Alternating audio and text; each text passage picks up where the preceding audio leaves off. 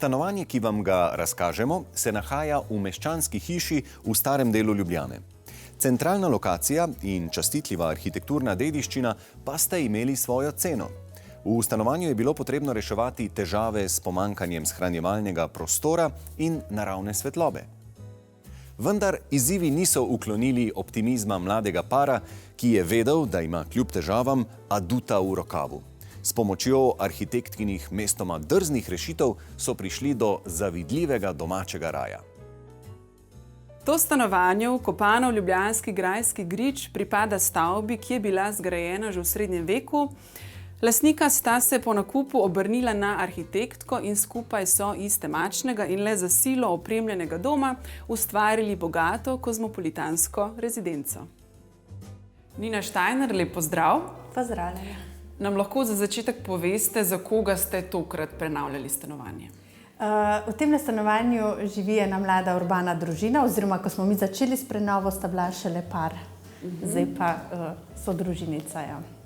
Koliko pa je stara ta stavba, v kateri se stanovanje nahaja? Stavba sama se nahaja v najstarejšem delu stare Ljubljane, se pravi, da je srednjeveška arhitektura, kar se tudi vidi v teh mogočnih debelih zidovih in obokih.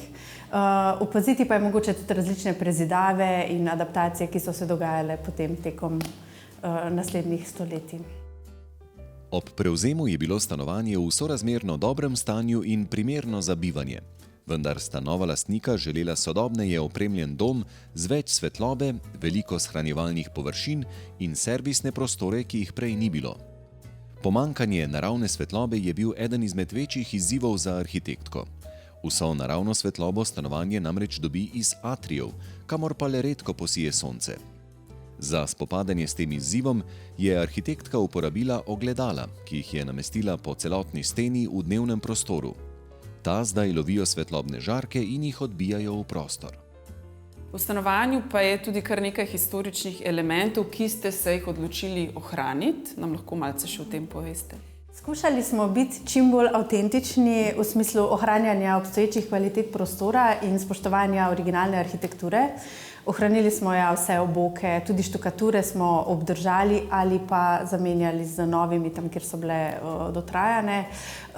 Zelo smo se trudili obdržati tudi parket, ker je bil čudovit star ribja kost parket, ampak je bil tudi nažalost preveč dotrajan, kar pa se je izkazalo šele tekom prenove. Lahko bi rekli, da je modra barva rdeča nit tega stanovanja, saj se v skoraj vsakem prostoru pojavi moder kos. V jedilnici je to sodobna modra kredenca, narejena po naročilu. V omari sta to razstavljen in lepo osvetljen kristal in skriti domači bar. Ko se omara odpre, pa opazimo, da je spodaj vgrajena tudi klopca, ki jo lahko izvlečemo in uporabimo kot poseben kos. V dnevni sobi modre barvne tone prinaša umetniško platno slikarke Polone Kitak. V spalnici se rdeča nit nadaljuje z modro, po meri narejeno tapecirano posteljo. V otroški sobi pa so modre, po meri izdelane omare. Sicer pa je glavnina stanovanja v nevtralnih tonih.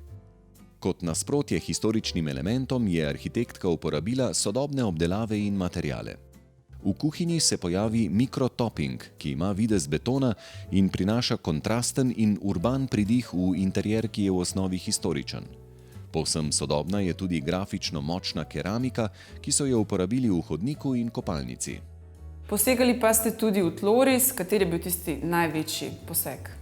Največji poseg v tloris je definitivno zmanjšanje kuhinje, ker je bila prej res ogromna, zato smo se odločili malce zmanjšati. Nekako za to skrivno steno smo pa dodali utility, v katerega smo lahko skrili od ogrevanja do pralne sušilni stroj in shranjevalne površine, kar nam je tudi hkrati omogočilo, da smo kopalnico lahko razporedili na veliko boljši način. Tudi kopalnica je tlorisno čisto drugačna kot prej, boljše izkoriščen prostor in hkrati smo imeli torej svobodo, da kopalnica ostaja taka, ko je na spa hotelska kopalnica, bolj kot utilitarni prostor nege.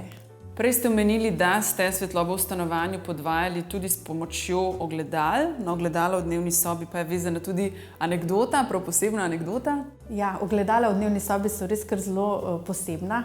Na pogled so zelo pompozna in dajo občutek, kot da je dnevna soba nekakšna plesna dvorana. Imajo pa res eno zanimivo zgodbo. Namreč nismo hoteli aplicirati kar običajnih ogledal, želeli smo malo staran videz.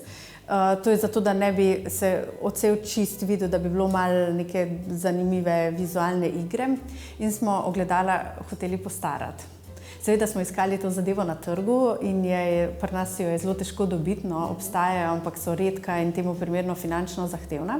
Zato smo se odločili, da se postopka prenove lotimo kar sami z investitorko vred in smo tako v atriju eno poletje obdelovali tele ogledala in se med tem prav fino zabavali. In to je pač taka lušen moment in še osebna zgodba, ki pač mogoče je pa več vredno domovanje, če še sam nekaj Tako, ja, ker je zares oseben pristop.